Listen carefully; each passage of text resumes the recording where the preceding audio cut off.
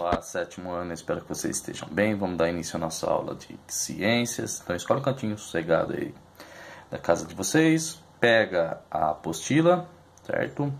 E abre lá na página 269, tá? Onde que a gente começa um módulo novo, o módulo 8, onde a gente fala sobre domínios e reinos, tá? Dos seres vivos. Então, hoje a gente vai conhecer de uma forma ampla, tá?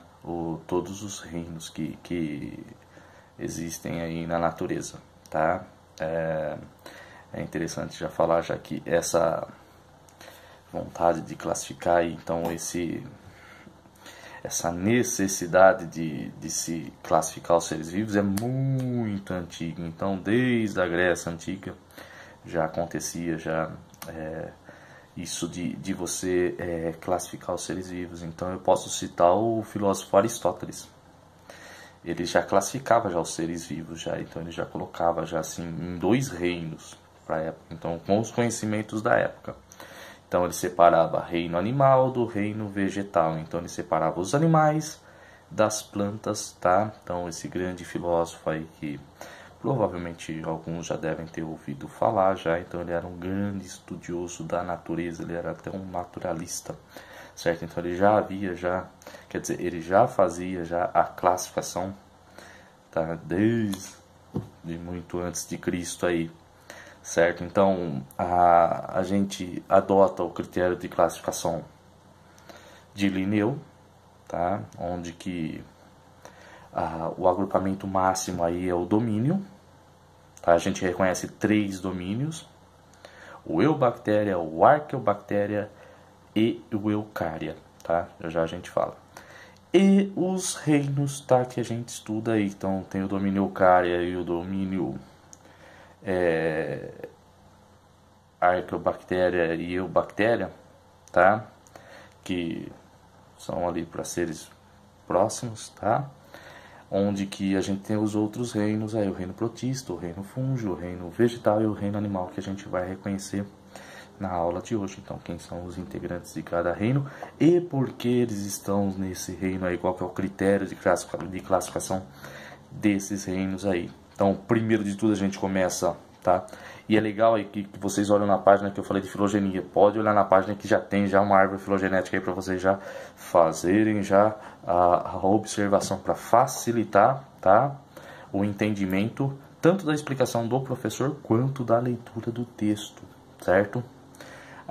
O primeiro domínio de bactéria é o do Eubactéria. Então as bactérias aí, o eu do grego vem de verdadeiro, então as bactérias verdadeiras. Então nesse domínio aí do Eubactéria aí, que quer dizer pequeno, verdadeiro aí, em forma de bastão, estão as bactérias e as cianobactérias, certo?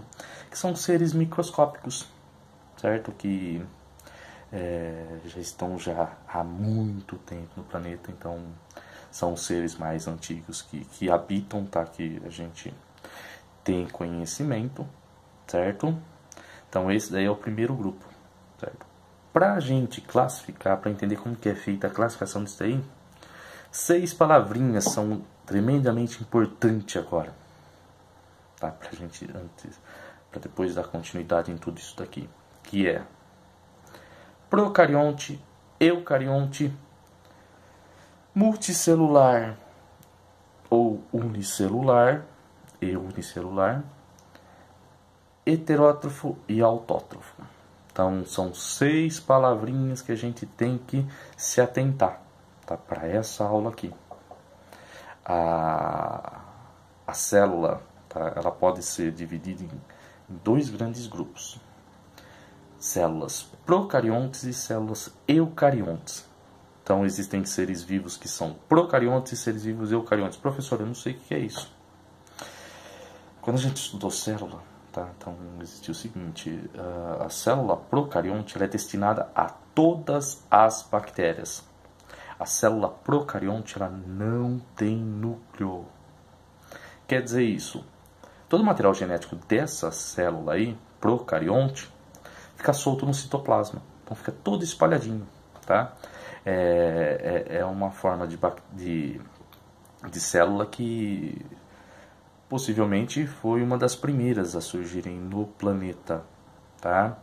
Para a gente sempre se atentar, é a célula que não tem núcleo. Então, procarionte não tem núcleo. A célula eucarionte, ela tem núcleo. Então, ela tem uma membrana, vem de eucarionte de carioteca, então tem uma membrana chamada carioteca, que envolve todo o núcleo. Então, o material genético fica guardadinho numa membrana, então ele fica armazenado lá, tá certinho. Então, é bem organizado a célula eucarionte. Unicelular quer dizer que são seres que são providos de uma única célula. Então, os seres microscópicos, então os micro-organismos, são seres unicelulares. Exemplo, alguns protozoários, o paramécio, a própria bactéria que a gente começa vendo aqui. E seres pluricelulares ou multicelulares são seres que têm várias células para se formar o organismo. Exemplo de todos os animais aí, todas as plantas que a gente vê no planeta são seres multicelulares ou pluricelulares, tá? Então são seres que são organismos que têm mais de uma célula na constituição, tem várias células. Autótrofo, tá? Vem de auto, sozinho, tá? Trófos é nutrição, então consegue sua nutrição sozinho. Então são seres fotossintetizantes, são seres que fazem fotossíntese. Então algumas bactérias, tá? Cianobactérias, como a gente vê, as algas e as plantas são seres que fazem fotossíntese, então são seres autótrofos. Os outros seres que precisam se nutrir, que precisam buscar alimento, são os heterótrofos. Certo? Então são seres vivos que precisam, que buscam alimento, como nós. A gente tem que se alimentar para conseguir a nutrição, para conseguir fazer com que o nosso metabolismo trabalhe, para que a gente permaneça vivo. Conhecidas 6 palavrinhas, então, procarionte, eucarionte, unicelular, pluricelular, autótrofo e heterótrofo, fica fácil para a gente continuar agora na aula. Certo? O primeiro domínio aí, o bactéria, ele vem aí de seres micro-organismos que são procariontes. Então as bactérias aí do eubactéria, tá? São procariontes, onde que pode ser heterótrofo, não podem buscar alimento, a própria bactéria, ou autótrofo, como as cianobactérias. E todos são unicelulares. Tá? Então esse é o reino da bactéria, certo? O reino das arqueobactérias, desculpa, o domínio das arqueobactérias também fica em cima, tá? De um grupo aí que é muito parecido com as bactérias, também tem o próprio nome aí de bastãozinho aí, certo?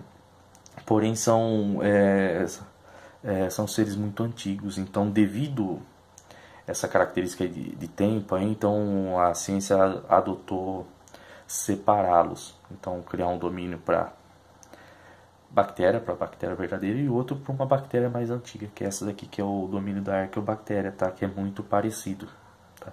São também todos procariontes, todos então têm material genético solto, todos unicelulares, tá? E algumas aí buscam alimento, são heterótrofos, outros fazem fotossíntese, são autótrofos, certo? Então tem aí a figura aí desses seres aí na apostila de vocês. Então, termina esses 2 domínios aqui, onde a gente trata das bactérias, certo? E a gente vai agora para os seres que são todos eucariontes. O primeiro deles é o reino aí, tá? Então todos esses agora que eu falo são do domínio eucária, todos são eucariontes, certo? Eu falo agora do reino dos protistas, onde está inserido as algas e os protozoários. Tem uma grande distinção, é um reino muito diverso, tá? É um reino muito grande aí.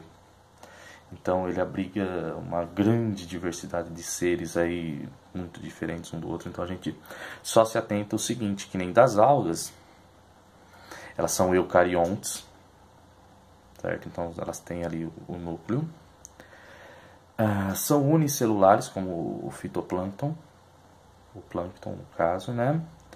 E todas fazem fotossíntese, são autótrofos, certo? Então tem ali a figura aí das algas aí para vocês, enquanto os protozoários, normal, são eucariontes, todos são unicelulares. Os protozoários normalmente são seres vivos microscópicos, então são todos unicelulares. Então a gente tem exemplo do Paramecium, da ameba, do Trypanosoma, que dá o mal de Chagas, certo? São seres microscópicos, todos heterótrofos, todos buscam nutrição, todos buscam alimento, certo? O reino das plantas, ou reino metáfita, então a samambaia, o pinheiro, tá? A laranjeira, tá? O ipê, a grama, tudo isso daí fazem parte do reino das plantas, onde que todas as plantas são eucariontes, são células eucariontes, todas as plantas são pluricelulares, todas as plantas têm várias células por organismo, e todas as plantas fazem fotossíntese, todas as plantas são autótrofas, certo? Então, o reino das plantas aí é fácil, acho que, pra gente mentalizar, certo? O reino dos fungos, o reino fungi, tá? Onde que abriga os cogumelos, tá? Aqui que a gente pode citar os que a gente tem o hábito de comer, que é o shiitake, o shimeji, o champignon, tá?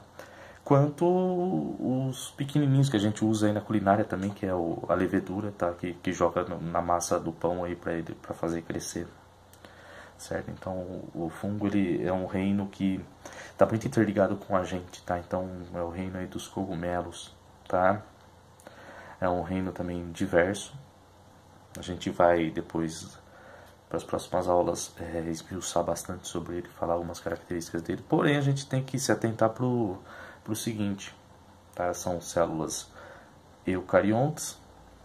Os fungos podem ser unicelulares, como eu falei, a levedura, ou pluricelulares, como o shiitake, a orelha de pau, tá? Os cogumelos, tá? São multicelulares. Todos são heterótrofos, certo? Então são todos heterótrofos. E por fim, o reino dos animais, ou reino metazoa. Então no reino dos animais está os rinocerontes, as girafas, a minhoca, o peixe, a onça, nós, tá? Os cachorros, os gatos, a vaca, o morcego, a baleia. Então poderia continuar falando assim, uma infinidade de seres aí, tá? Porém, as características que predominam para a classificação dos animais é a seguinte: todos os animais são eucariontes. Sempre lembrar dessa parte, tá? Eu fico falando sempre assim, depois eu falo no finalzinho aí, porque para facilitar. Todos os animais são multicelulares ou pluricelulares, então todos os animais possuem uma quantidade variável de células, porém nunca uma, então nunca são microscópicos, então tem sempre várias células, então são multicelulares. E todos os animais são heterótrofos, buscam nutrição, buscam alimento, tá?